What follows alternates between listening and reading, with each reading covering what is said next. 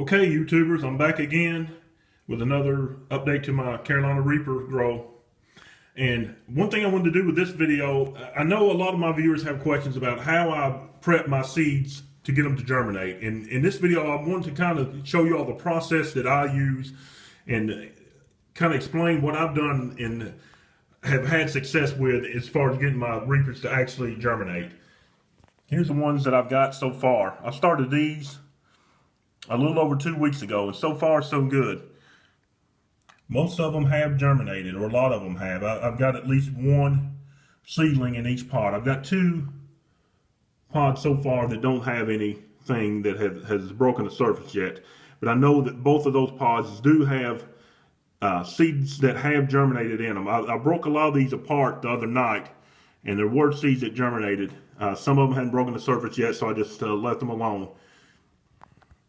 These are not Carolina Reapers. These are actually Brandywine Tomatoes that I'm growing. My mom wanted me to grow some tomatoes for her, and I told her I would, so they have germinated as well.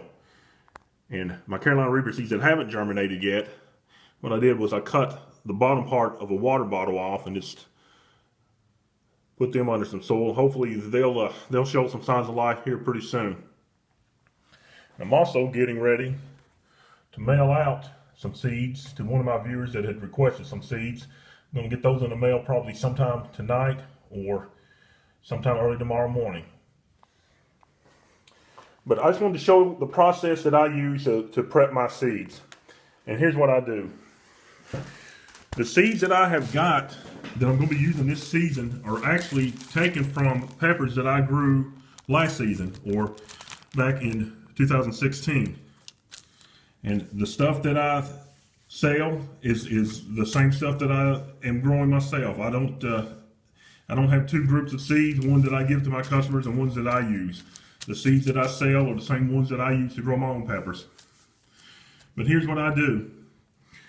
I have found that if you scarify your seeds and then soak them in water, it seems to help the germination a little bit. And by scarifying, here's what I mean. In nature, the seeds themselves usually pass through the digestive system of an animal, like a bird, for example.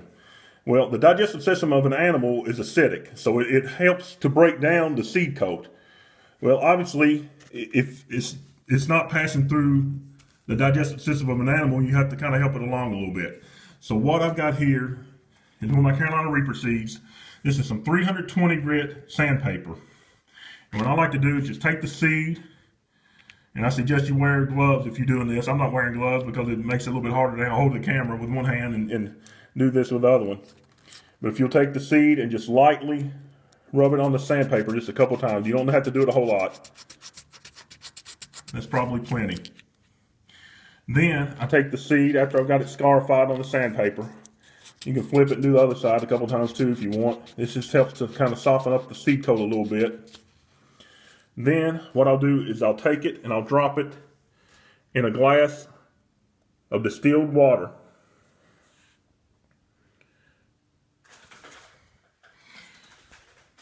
I use distilled water other than just tap water because tap water has minerals in it. Distilled water is pure water, so it doesn't have any minerals in it, and I think it's probably a little bit better for the seeds. What I'll do is I'll let that soak for a couple of days. I mean, you can let it soak for as long as you want to. You can let it soak for up to a week if you want. And then after that, I take it and I drop it in one of these. This little disc is a Jiffy Peat pellet. And what you do is you take these, you submerge them in water, and what they do is they expand just like a sponge would expand. After they expand, they look like that right there. And that's what you put your seed in. And then you can put up to 12 if you get one of these little Jiffy greenhouses, and then they come with this little clear plastic dome. Put the dome on top of that, and what it does is creates kind of like a greenhouse effect. You can see this one here. As it gets hot inside that dome, you'll start to get moisture inside, and you can see it's already got condensation all over it.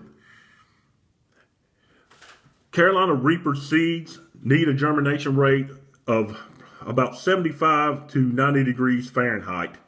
What I do to get to that temperature is I put a little heat mat underneath them. This one is by Hydro Farm. It's called a Jump Start heat mat. I got this online. I think it was probably about $20. And to give them some light, I got this this Fairy Morse grow light setup. I got this at Lowe's for $40. You can get it online cheaper. If you shop around a little bit, I think you can get one of those on eBay for probably about $25. I run my lights for probably close to about 16 hours a day. I turn them off when I'm at work from about, I don't know, about 8 a.m. to 5 p.m. They're in darkness. I turn them back on when I get home. I usually get home from roughly 5 o'clock, and I leave the lights on all night. I get up at 7 o'clock, and I usually turn the lights off. So they get probably about 15, 16 hours of light. And so far, so good. My seeds that I have got now, the ones that have germinated, took exactly 2 weeks and 2 days from the times that I planted the seeds to the first one breaking the surface of the soil.